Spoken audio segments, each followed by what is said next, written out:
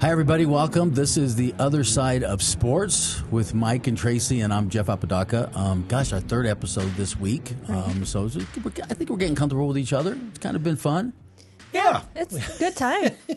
We're sort of comfortable. So, Mike, since the last weeks, what's been going on in your life? What did you do this weekend, this week? What went down? I'm a working fool, I'll tell you what. That's a good thing. Friday I was at high school basketball and state swimming. Saturday, 12 hours at the state wrestling tournament. Oh, I was that's up right. in your neck of the woods. Yeah, did you see Gary there? What's that? Did you see Gary there? I did. Gary he handles kneeling down on the mat much better than I do. I'll tell you what. But my knees are still sore. But I have to give credit to those wrestlers. They're amazing. They work so doggone hard. And the female wrestlers. I mean, it's. I honestly thought that it was going to, when they first started, it would be a little bit of a sideshow, but they are amazing. No, they're really good. They are really good. Yeah. And so kudos to all those high school kids in all those state championships. Tracy, anything exciting happened to your life this week? Well, yeah, my dad's coming to town tonight, Oh, so that's right. I'm really excited to see him. It's going to be a good time. Haven't seen him since early January, so we'll get a chance to catch up. And You're going to pump him with some green chili and New Mexican food? I don't know. He doesn't do spicy. Uh-oh. Well, that means no chilies for him. They're going to spend the whole time talking about Iowa sports. I can guarantee. Well, I mean, the that's okay Iowa too, women though. do play tonight, so we'll probably watch that. And I heard the tickets are going for? Almost 500 average. There you go. We talked about it last show. And I just saw a post that their viewership has broke records for women's sports on, I believe, 6 different networks. That's unbelievable. No, It's awesome. and she's unbelievable too. So. Right.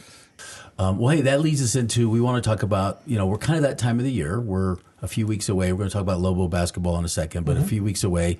I went to my first district basketball game last night, and for high school sports. Right. So it sounds like district is going on right now, and so the bracket is supposed to be coming out. So I think the excitement for New Mexico this year is going to be, or this coming next couple of weeks, is the state high school basketball, boys and girls.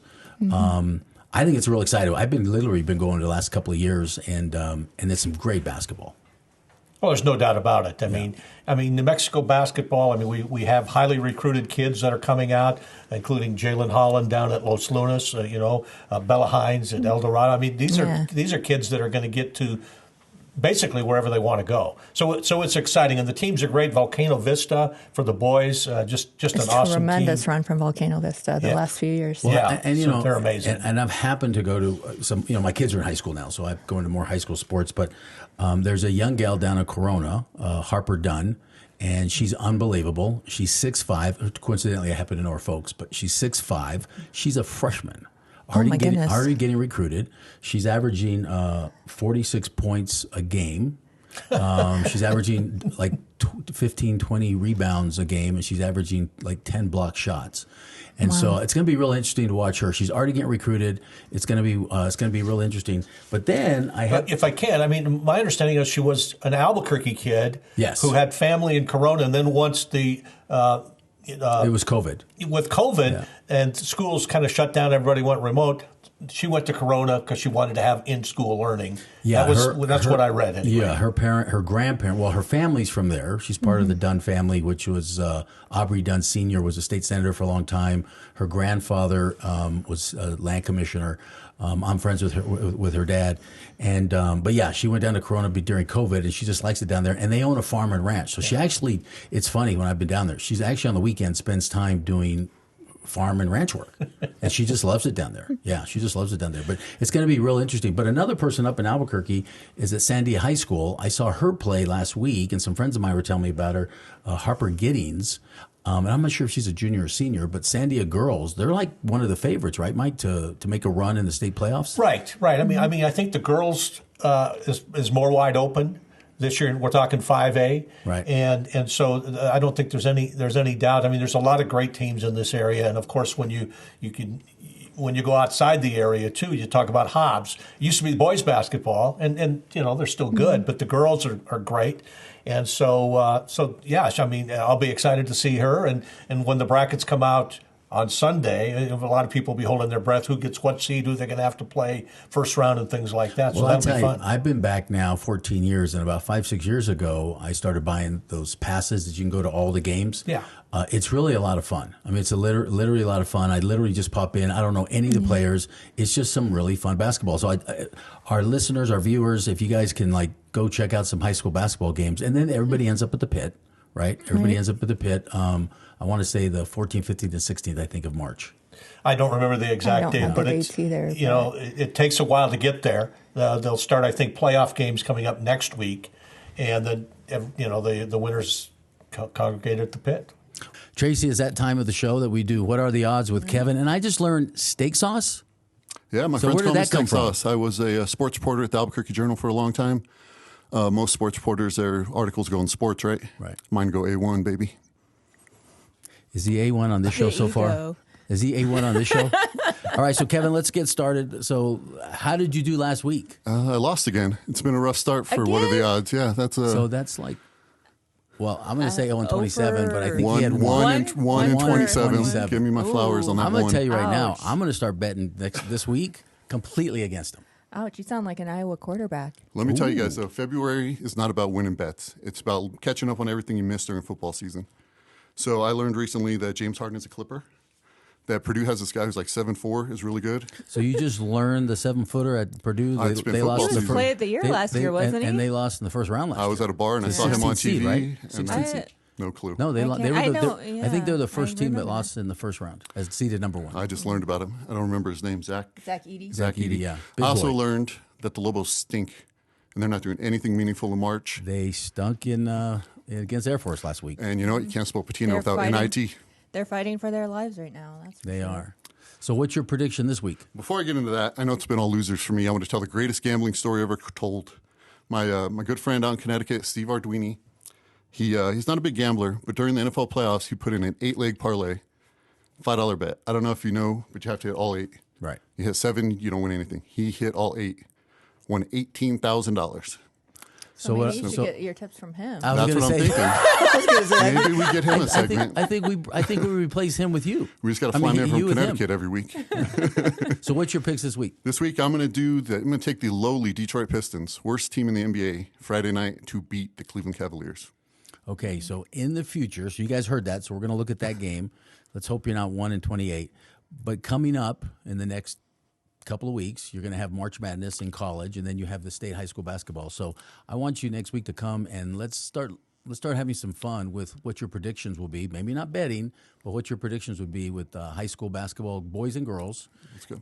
We'll ask Mike, and all of us will come up with our own picks and start challenging him. And then obviously March Madness we can have fun with. I will say I won a March Madness pool when I was 14 years old, and I've never won since then. And I've been chasing that high the rest of my life. There you go. Well, Steak Sauce, thanks for being on this week. I got to throw one more thing at him. In the women's college basketball, he got Iowa or Ohio State on Iowa, Sunday. easy. Caitlin Clark I hope she wins it is the this year. GOAT. I'm cheering for her. So, well, thanks so much. Thanks for the tips. Thank you. Well, I'm going to tell you, Tracy and I made fun of Steak Sauce, Right. but I'm going to have him come I asked him for him to come some predictions. Let's start having little side bets with that guy for beers or something I like think you that. guys are guaranteed some wins. I think with so his too. Picks. By the way, it maybe not beers because we might get too drunk with him.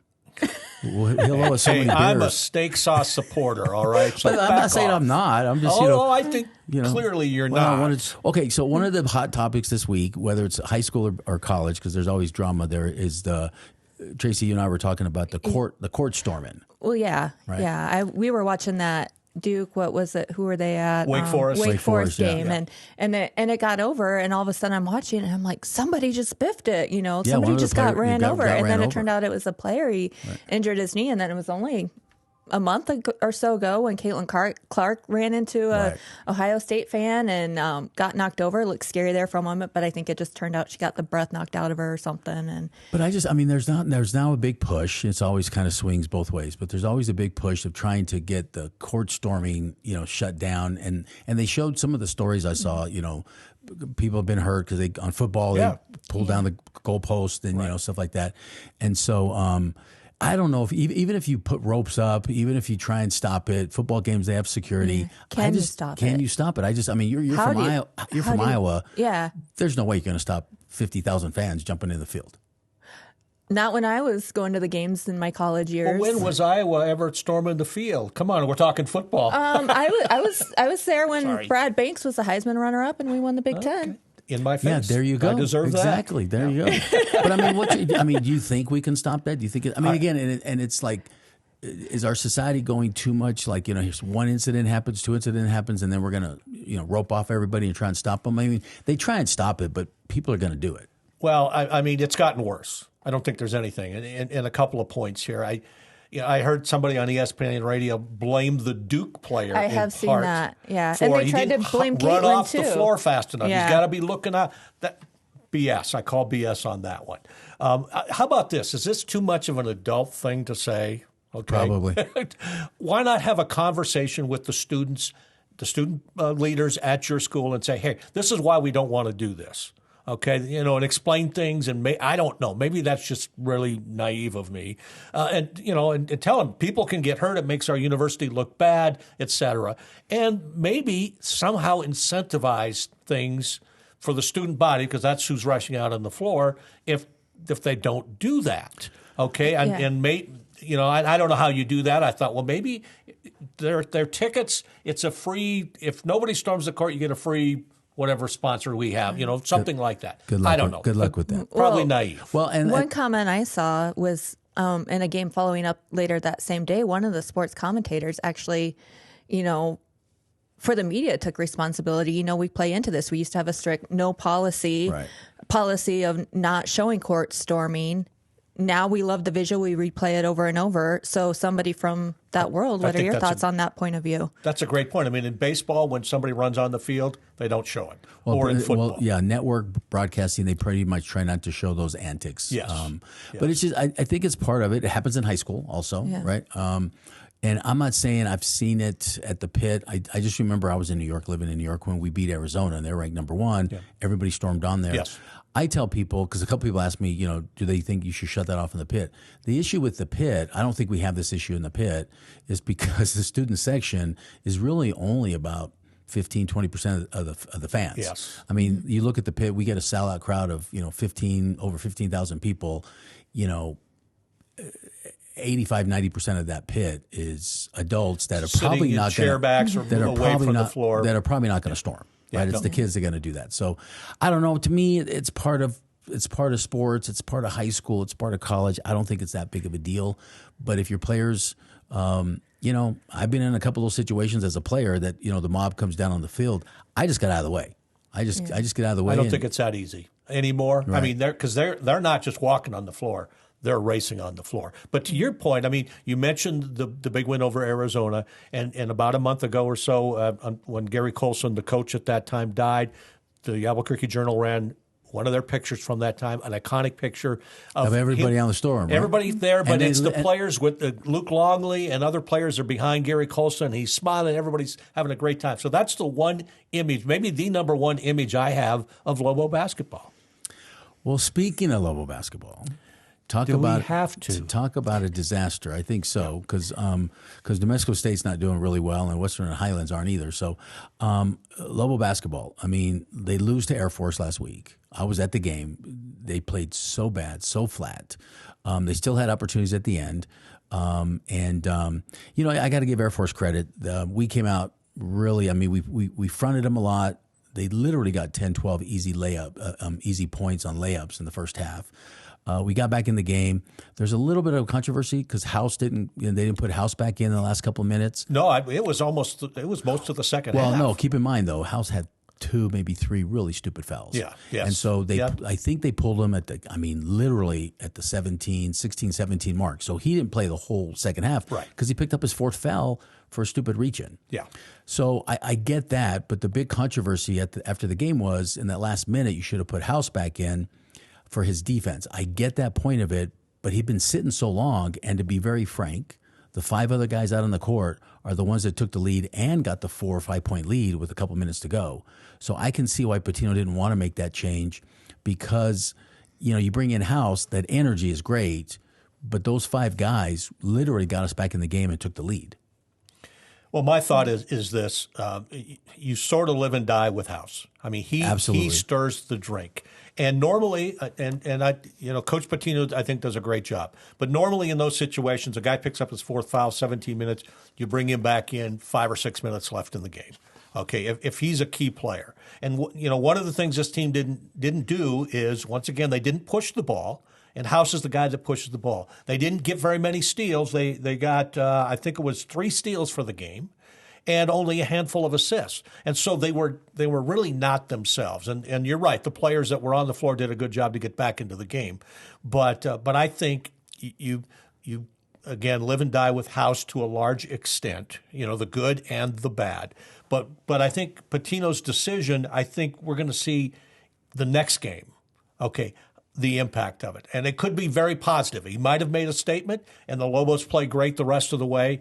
So I'm very interested to see how they do the rest of the way under these circumstances. So you're thinking maybe it lights a fire maybe under them for the rest of the or season? Or it does the opposite. Well, last year when we were 14-1 or something like that, we went undefeated. Then we lost a couple of games, and then House got hurt. A lot of fans were complaining about House because he was doing a lot of antics as he does. But then he got hurt and went out, and then we lost 4 straight, or we lost 4 of the last 5 or something like that. Because again, shows me how important House is. Part of the issue with House is, he's not the tallest guard out there, so they can shoot over him. Air Force had some really tall guards that, were leaving them wide open for threes. They did shoot the best they shot all year. They had 11 threes. They had 30. Wow. They had 33 points off the threes. Was it that many? It was 11 threes, and they shot like 24 times, I think, Mike, something like that. I don't remember, but they had a high percentage. It was a high percentage. Here's my concern, Tracy, is losing that game. We went from tied with second, half a game back, to basically now we're in 6th spot, a game and a half back with 3 games to go, 2 on the road. Now, the positive thing is we have Boise State and Utah State on the road, 2 tough games. They're leading the conference, They're leading aren't the they? conference. So if we can win those 2 games, we're right back in it. Right. But here's my concern is that has pushed us down on the power ratings. All their predictions now, I think ESPN has us seated 10th.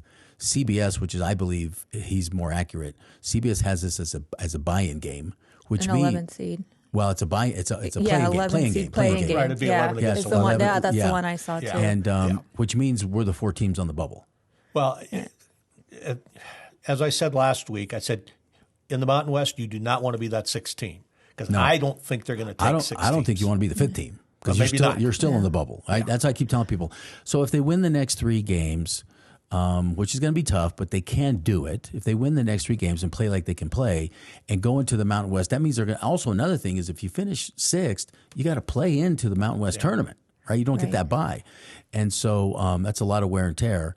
And so, I think Staysaw said it the best, we might be looking at NIT, which is not going to be good.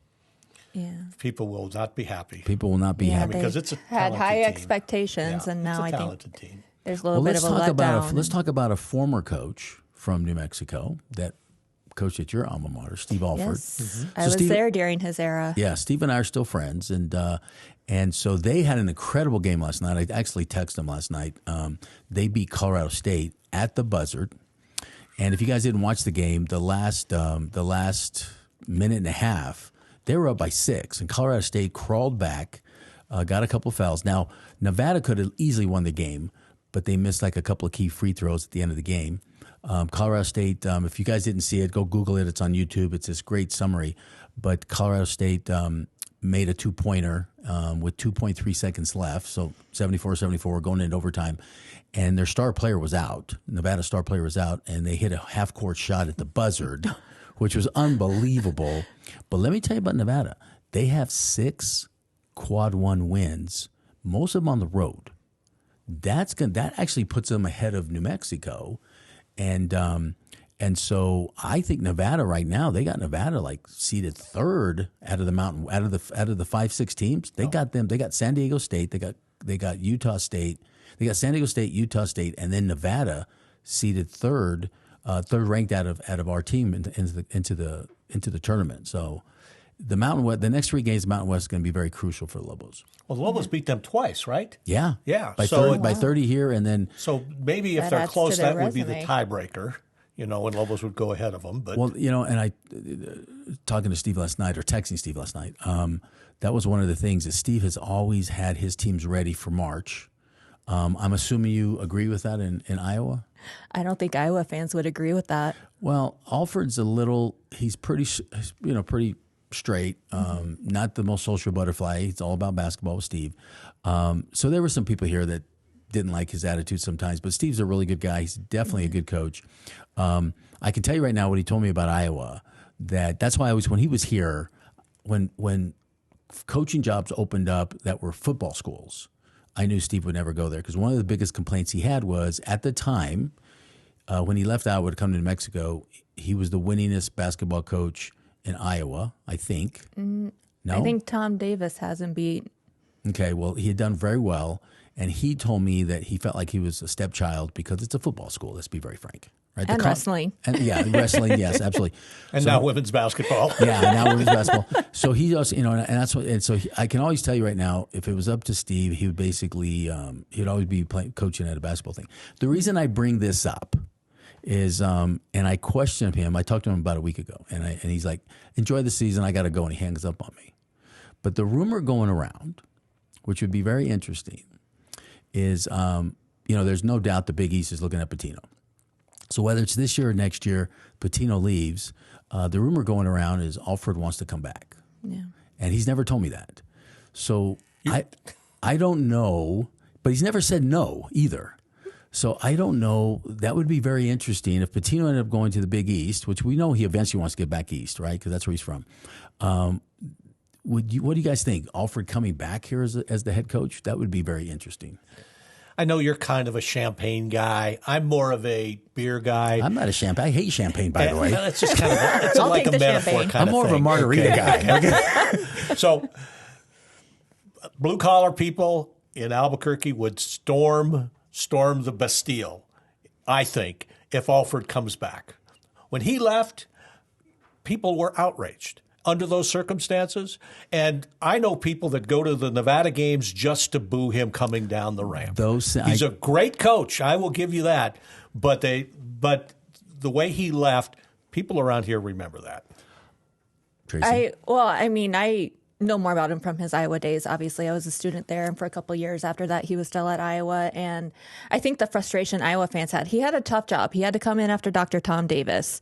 And so they had high expectations, and they hit a slump where they couldn't get past the first weekend in the tournament. And a lot of people pointed the fingers at him. I think the final straw for a lot of Iowa fans was when, as a 3 seed, they lost a huge high teen lead, I believe, to 14 seed Northwestern State. And a lot of people questioned his decisions about, again, pulling players too early in the game with the lead. So, but I mean, that's where I know him from. That's my understanding of how Iowa players feel about him, or Iowa fans feel about him. And he has some of the same thing here, right? Because he never got past. I think he won one early round game, but never got to the Sweet 16. He did get to the Sweet 16 a couple of times at UCLA, though. So it's not like he hasn't been there. Yeah. And it's very hard to get to the Sweet 16. But it would be very interesting.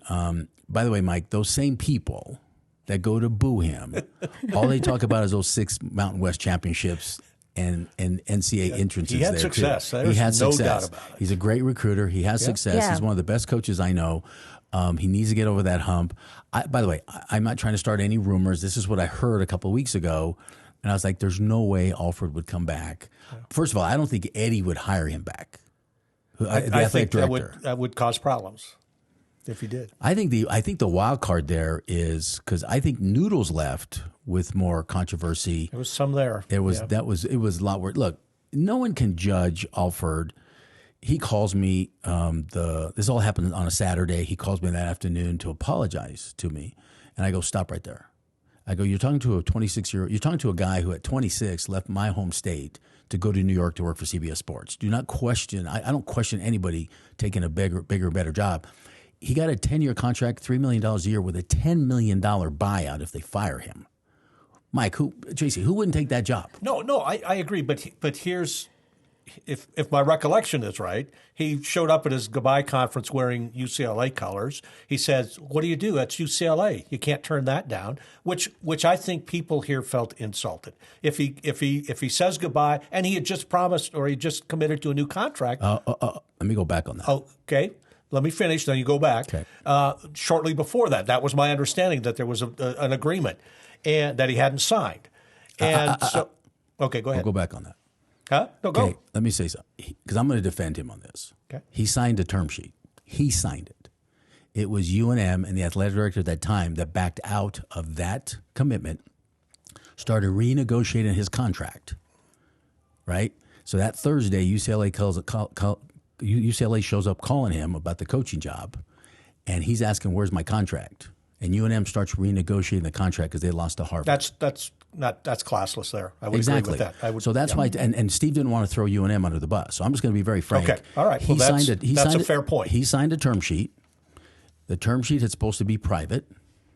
The athletic director at the time had a press conference the night before the Harvard game saying, "We got him a new contract. We're raising prices." In that term sheet, they're not supposed to raise prices. So UNM, once he loses, then they try to renegotiate his contract. Come Thursday, UCLA came a call-in, and his agent's literally saying, "Where's my contract?" Yeah. And they start renegotiating. Okay, well, that so would that's what I'm saying is UNM left the door open because in his new contract, there was I think a $1.5 million buyout. So if he had signed the contract, if UNM would have signed the contract, if UCLA would have taken him, we'd at least got $1.5 million from UCLA. Yeah. No, that's and I don't know if that too. story's out there that much. I haven't heard that I haven't angle of heard it. that either. Yeah. So that's good knowledge. But still, what people remember is the departure, and it probably could have been handled better. I don't know. If he comes back, I hear Tracy's not going to the games. Oh, I'll still go. Oh, see, there you go. She'll go to boo him then too. No, I mean, and frankly, Iowa still.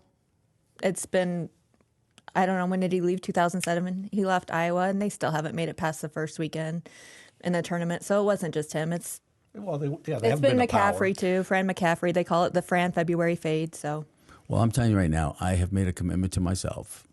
I am not going to a first-round game ever again until they make it to the Sweet 16 because I'm just tired of going to see them lose. And so I'm like, I'm done going to the first round. Like, because people ask me if they get seeded, because the first round is like in L.A., right, where I used to live, if they get seeded on the West. I'm like, guys, I made a commitment to myself. I am not going to the NCAA tournament until they make the Sweet 16 because I don't know if I'm bad luck. I just hate going and watching them lose. I was at the Harvard game, frustrated. I have never seen such a depressed bar at the hotel the night they like that Harvard. Anyway, it's time actually for Power Up with Mike. So let's go into your Power Up this week. Okay. All right. Well, continuing the Lobo theme a little bit here. And I had a chance to visit last week with Bronco Mendenhall, the new Lobo football coach. Had a great conversation with him. I covered him back in the day when he was here. And I just feel like and I hope it doesn't kick me in the behind, I feel like he was the perfect coach for this situation. He was here before. I mean, even before his name came up, I thought, you know what, if Bronco wants to come out of retirement, this would be perfect. And lo and behold, it happened. And so I can't be more thrilled that Bronco Mendenhall is back. There's so many things I love about him as far as his coaching record at BYU as a head coach, at Virginia. I think 16 or 17 out of 18 years he took his teams to a bowl. I mean, I think that's amazing. And I love his temperament. I think he's going to fit in well here. He knows what the expectations are at New Mexico. He knows the pitfalls here. And so I just couldn't be more excited. I'll be writing an article, a column about Bronco for the Valencia County News Bulletin here in the next couple of weeks. And I'm excited to share his knowledge, with our readership there. And so I can't be happier with that hire. Tracy, your football knowledge, you happy about Bronco? I think there's always hope. And I had another word in my head and it floated out, but I think there's always hope and positivity when a new coach comes in, hoping for better results. I hope he gets it. I don't know. My school's only had 2 coaches in my lifetime. So on the football side, I've never really had that feeling of watching a new coach come in. And come on. I've been, my father played for Lobos. I've been following him since I can really remember. I'd have to go back and count how many head coaches we've had since I was a kid following them. Wow, 2 coaches. I didn't realize that. Yeah, Hayden Fry and Kirk Ferentz Well, I have know been the Hayden Fry was there for a only long 2 time. Iowa head coaches in my lifetime. That's amazing. That is really amazing. Congratulations So, on that. but yeah, I hope it works out for him. I hope New Mexico sees positive things from it. You know, this is my adopted town now, and I want to see good things happen. Well, I'm going to tell you right now, I have what I have seen is, first of all, since I've been following them, which would have been in the early 70s when I was a little kid, I think this is the most experienced head coach we've ever hired coming in. You know, we've had some guys who have been experienced, but even Rocky wasn't head coach Rocky, when he was hired. That's what I'm saying is right. usually we hire defense, like Rocky was defensive coordinator at UCLA when he came here, right? Yes, I believe that's correct. Because I yes. remember I was in LA and I'd go to UCLA games just to watch Rocky coach defense there, right? And so, I don't know. I mean, Joe Morrison, who I played for, he was a head coach, but he was at Chattanooga. And he was there for 2 years, and he'd only been coaching for 2 years, a head coach for 2 years when he came here. And clearly he was successful. What I'm more impressed with is Broncos, first of all, the portal that we've talked about. He's brought in 21 portal players, I think, so far. 7 are huge offensive linemen. 2 from Texas A&M. He's getting kids from the Southeast, from the ACC. He's getting kids from the Big Ten to come here. I'm really impressed with him. I've not met him yet, but I'm really impressed with what I've seen. The coaches seem very experienced. And here's something else that we don't really talk about. I think one of the biggest reasons he came here is because the Pac-12, Pac-2 is still out there. Mm-hmm. There's no doubt. If Washington State and Oregon State do not join the Mountain West, I'm not going to say they're going to join the Mountain West, but if there's not a combo between the Big West basketball programs, you know, those 2 Pac-12 teams and the Mountain West, I think in the next 2 years, I think you're going to see a coalition of some type of conference between basketball and football. We're going to be in that position to be the West Coast powerhouses with those 12 playoff teams. And I think you look at the Mountain West, there are 4 or 5 new coaches in the Mountain West, all with experience, all have come here over other conferences, probably for a little bit less money. Let's be very frank. Bronco could make more money somewhere else. Yes. And so I tell people, I said, give it a couple of years because this could be the powerhouse basketball and the powerhouse football West Coast Conference if things play out. Well, I'll say this. I think you're right on the basketball. I don't think we'll be the best I'm not of the saying West. I'm not going to say we're competing with the SEC. Right. I don't think we're going to be that. a powerhouse, but I think we'll be a respectable league if on the West. On the West Coast. We could become the Power 5, Power 6 conference we rather could be than the Power Pac-12. 5. Right. We could be the Power 5, Power 6 conference on the West Coast. I don't think that'll happen. That's because that would mean the Power 5s are going to have to give up some of that money, and so I don't think we're going to be there. I think we'll be in a position to get an at-large team to the playoffs, but I don't think that we're going to be. Don't get me wrong. I'm not saying they're going to add our conference to the playoff game. No. It'll take the place of. We'll be an at-large bid. Yeah. But I think we'll be in a much better position because I've been telling everybody this is the worst time, and it started with Loxley, Davies, and God bless Danny. This could have been the worst time in the last 10 years, Lobo football being down. Because football's driving all this stuff. Yeah. Mm-hmm. Now one thing, if I could just finish up with Bronco here, is, and he didn't use this term, but I've heard it and I think it fits. He basically said, "I'm a sustainer, not a I can't think of it now." Anyway, he would much rather build a program than sustain a program, right. And that's one. He thinks he can do that at New Mexico. And so I'm excited to see. I think in 2 years, maybe 3, he'll have New Mexico in a bowl game. It won't be high-level bowl game, but I think they'll be in a bowl game. Give him some time to get his players in his system in there. Yes. Well, he's got some good players. I wasn't happy that we lost our running back. That means we got some other guys. Speaking of football, drafts coming up, NFL drafts coming up. I don't follow all of it. I'm a Raider guy, and I'm an anti-Dallas Cowboy guy. But I grew up a Cowboy fan, by the way. I'm with him. Oh, okay. And by the way, Tracy, I was throwing punches at you. I was saying, but Tracy, I grew up a Cowboy fan. Oh, I'm sorry. Yeah, and Jerry Jones ruined that for me. But tell me, I want to hear from both you guys within the NFL. There's some salary caps going on, and they're, like the Cowboys right now. I think they're in trouble because they're $20 million over the cap. Everybody else in their league is under the cap. Washington, as I heard the other day, is $71 million under the cap. So there's a lot of room for those teams in the draft and picking up. What's your guys' thoughts on the draft coming up and the free agency? Because not a lot's happening right now, but there's a lot of rumors going on. Well, each team got a gift earlier this week, or maybe it was last week, when the NFL announced I think they have an additional $30 million. $30 million. So that helped everybody. Thank you, Fox. Thanks, CBS. Thanks, ESPN. Thank the fans. What I read, and I didn't understand, it had something to do with the COVID years or whatever. I don't know why. But anyway, as far as the Cowboys, I mean, they're always going to be able to get some people in there who want to be Cowboys and that. But you're right. They've got big decisions about what to do at quarterback, what to do, with an offense, like everybody does. And at this point, you don't have a lot of faith, I don't think, that they're going to make the right decision if we're talking specifically about the Cowboys. And the reason is they got a horrible general manager. And their general manager is? Mr. Jerry Jones. Jerry Jones. There you go, Tracy. I don't think he's horrible because I think they've had some good draft He's picks. entertaining. Oh, no. But he's good for talk radio. But Jimmy Johnson was good. So the reason Jimmy Johnson won 3 Super Bowls is, yes, he had his franchise players. But every year, Jimmy Johnson was really good at picking up 9, 10, 12 B free agency players that were the key role players that some of them became superstars, right? Jerry Jones doesn't have that talent. Their coaches have not been able to do it or haven't been given the power to. It's just going to be interesting. I read the other day, the Cowboys have 21 free agents. Not saying they're going to lose them all, but they're $20 million over the cap. Now, there's always things the way you can play around the cap. Yeah. I just think they're going to have a hard time, and I just think they're going to be struggling. I think that conference is only going to get tougher.